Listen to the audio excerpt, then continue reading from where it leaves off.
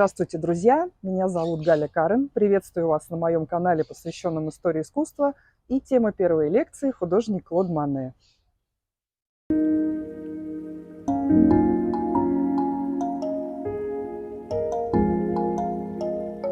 Клод Моне – это имя стало синонимом направления импрессионизма в искусстве. Когда мы вспоминаем об этом стиле в живописи, первый художник, о котором мы думаем, это он, основатель и один из авторов этого революционного направления в искусстве. Почему революционного? Изобразительное искусство развивалось так, что когда художники научились гениально и максимально реалистично изображать действительность, им захотелось иметь новое направление, отличное от реализма, и они стали искать новые стили и способы выражать то, что они чувствуют. До направления импрессионизм существовали довольно жесткие рамки в художественном пространстве. Художники писали то, что требовали от них правила, а не то, что они видели в реальной жизни. И революция в мире искусства произошла во второй половине XIX века. Художники-импрессионисты стремились передать подвижность и изменчивость реального мира. Для этого они экспериментировали с живописными приемами и много внимания уделяли освещению, световоздушной среде. Они отказались от аллегорических, исторических, мифологических, библейских и литературных сюжетов, которые лежали в основе академической живописи. Импрессионисты обратили свое внимание на простого человека и бытовые сюжеты. Завтрак на траве, танцы, посиделки в кафе, балерины на отдыхе и так далее. Изменили они и свое отношение к пейзажу. Он становится чуть ли не главным героем, источником вдохновения для художников и символом свободы от оков академизма. Художники активно начали выезжать на этюды. Этюдная живопись возникла в технике академизма, но вскоре перестала быть промежуточным этапом на пути к законченной работе. Этюд, он же пленэр, стал ценен сам по себе, одной из характеристик которого является связь с мимолетным моментом, с постоянно меняющимся светом. И это как раз то, что искали импрессионисты.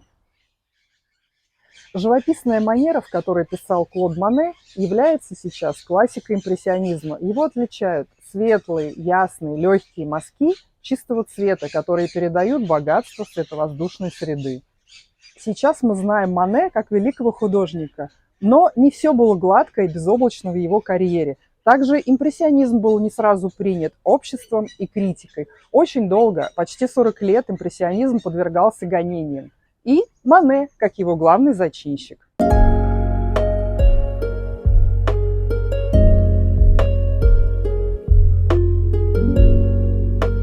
Обратимся к биографии Клода Моне. Будущий художник родился 14 ноября 1840 года в Париже. Он родился в простой семье, и его отец, как это обычно бывает, хотел, чтобы сын продолжил семейное дело. Будущий художник не отличался примерным поведением и часто прогуливал школу. Свою первую известность он получил, рисуя карикатуры. В городе Гавр, куда семья переехала, когда Клоду было 5 лет, его считали лучшим карикатуристом. Он выставлял карикатуры в картинной лавке. Ему нужны были деньги. Там же он знакомится с Эженом Буденом, который стал его первым учителем и познакомил его с пейзажной живописью. Буден учил Клода Моне академическому рисунку, но когда он первый раз вывел юного художника на пленэр, Моне потерял голову от красоты природы, душа раскрылась. После того, как он коротко отслужил в армии в Алжире, у Моне возникло желание поучиться серьезно и основательно. Он едет в Париж и устраивается в мастерскую Шарля Глейра. Учился он так себе, и вскоре бросил учебу. В мастерской он знакомится с Ренуаром и Сислеем, своими друзьями, великими будущими художниками и коллегами по цеху импрессионизма. Интересный и забавный факт, что безденежный Клод очень долго брал взаймы деньги у своих состоятельных друзей, причем требовательно, и умудрялся долгое время брать и не отдавать. То есть пай мальчиком великий художник никогда не был.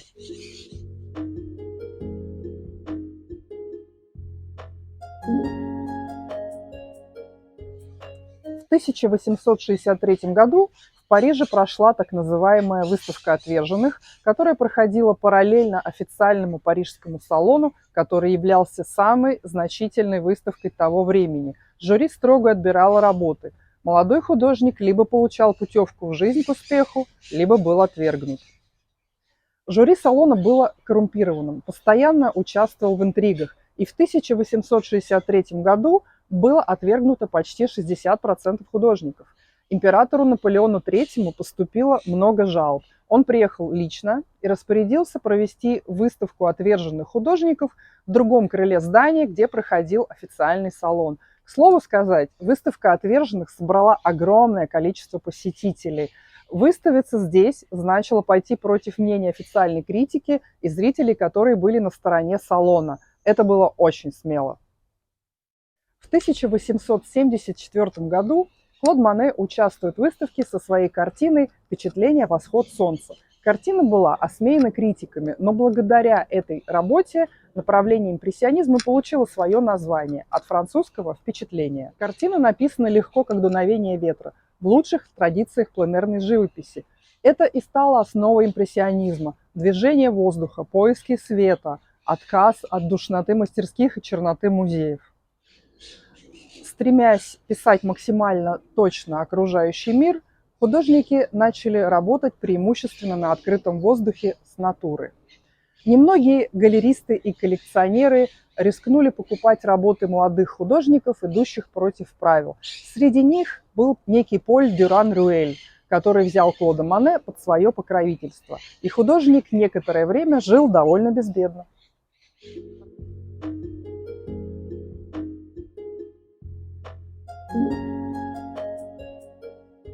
Одна из значимых работ для художника «Дама в зеленом» или «Камилла».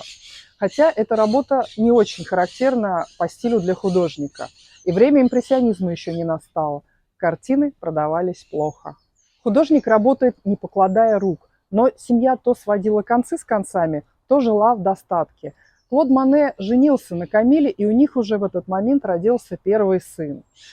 Художник много пишет на пленэре. Несносных импрессионистов никак не хотели признавать. В этот период Клод Мане пишет свою известную работу «Женщина в саду», для которой тоже позировала Камилла. Она надолго становится любимой моделью художника. Чтобы не попасть на войну, которую Франция объявила Пруссии, художник с семьей уезжает в Лондон. Именно там он и знакомится с парижским галеристом Полем Дюран-Рюэлем, который становится официальным агентом художника, и семья безбедно живет целых 2 года. В это время объектами его творчества становятся британский парламент, британские сады, газоны, туманы и, конечно же, Камилла. Вот что вдохновляет художника в ту пору. Затем семья художника переезжает в Голландию, где рождается серия знаменитых ветряных мельниц. Это был очень сложный, эмоциональный, активный период для Мане и для импрессионизма в целом. Сейчас мы видим, как художниками-импрессионистами восхищается весь мир. Но у этого направления был довольно сложный путь, как и у самого Мане. Его жизнь напоминала американские горки. То безденежье, то финансовая стабильность. Мане был мод-этранжир, одевался как денди, у лучших портных, никогда не копил деньги, когда они у него водились, покупал самые изысканные вина, посещал с друзьями самые дорогие рестораны. Мане отличался взрывным характером, мог уничтожить картины, которые ему не нравились, поэтому до нас дошло примерно 2500 его работ. Мане также был трудоголиком. Он вставал в 5 утра, завтракал с бокалом белого вина и уходил на целый день на пленэр. В личной жизни художника тоже было не все так гладко. Уходит из жизни Камилла. Его второй женой становится Алиса Ашеде. Кстати, Камилла на смертном одре – одна из знаковых работ художника.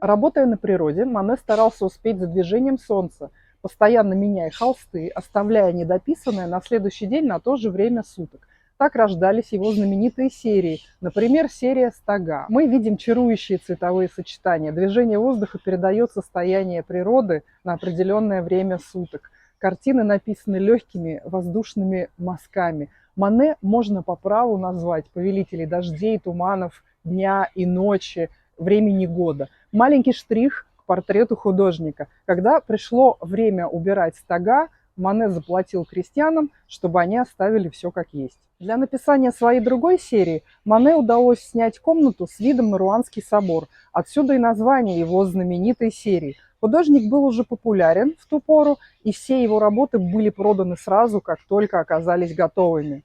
Интересно, как создавалась его другая знаменитая серия «Вокзал Сен-Лазар». Мане был прирожденным маркетологом и рано понял, что публике нужен миф и нужна сказка. Это еще были времена гонения на импрессионистов.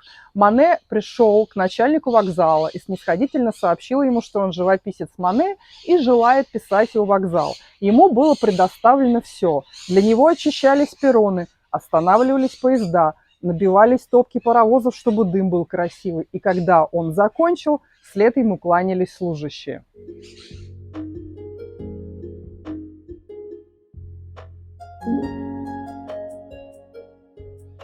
Слава и благополучие, наконец, пришли к художнику. Его картины хорошо продавались, проходили его персональные выставки, он участвовал во всемирной выставке, наконец его признали в парижском салоне, но главное его приобретение, любовь и страсть, ждало его впереди. Клод Мане искал большой дом для своей семьи. В тот момент их было 2 взрослых и 8 детей, и нашел он его в Живерни, на берегу Сены, вдали от шумного Парижа. Сложно было поверить, что безжизненный тогда еще кусок земли вдохновит его на создание самой знаменитой серии «Кувшинки». Мане выстроил роскошный сад, за многими растениями ухаживал лично. С этим садом было связано много смешных историй. Мане пришлось убеждать местного префекта, чтобы тот разрешил ему построить пруд с мостиком на территории поместья и засадить его кувшинками, потому что местные жители очень боялись, что сумасшедший художник отравит им воду. Позже художнику пришлось выдержать целую войну за поместье. Рядом с поместьем решили построить крахмальный завод. Он писал в разные инстанции и добился отмены, но ему пришлось заплатить 5500 франков за то, чтобы рядом с поместьем не строили ничего в течение 15 лет. Также он заставил заасфальтировать дорогу, чтобы пыль не оседала на растениях.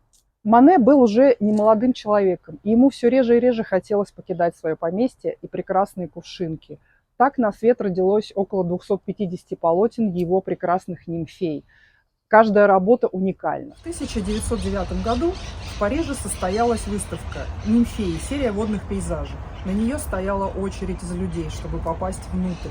Времена поменялись, Мане уже был известен и обладал достатком. Но у художника было много поводов для беспокойства. Мане был трудоголиком, не жалел ни себя, ни свое зрение. У него развилась катаракта. Даже после операции полностью не удалось восстановить зрение. Все-таки ему было уже за 80. Но он все равно был полон решимости закончить свою работу. Но не мог уже писать полностью картину, работал частями. 5 декабря 1926 года художника не стало.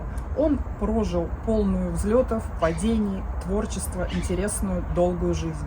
Ему было 86 лет.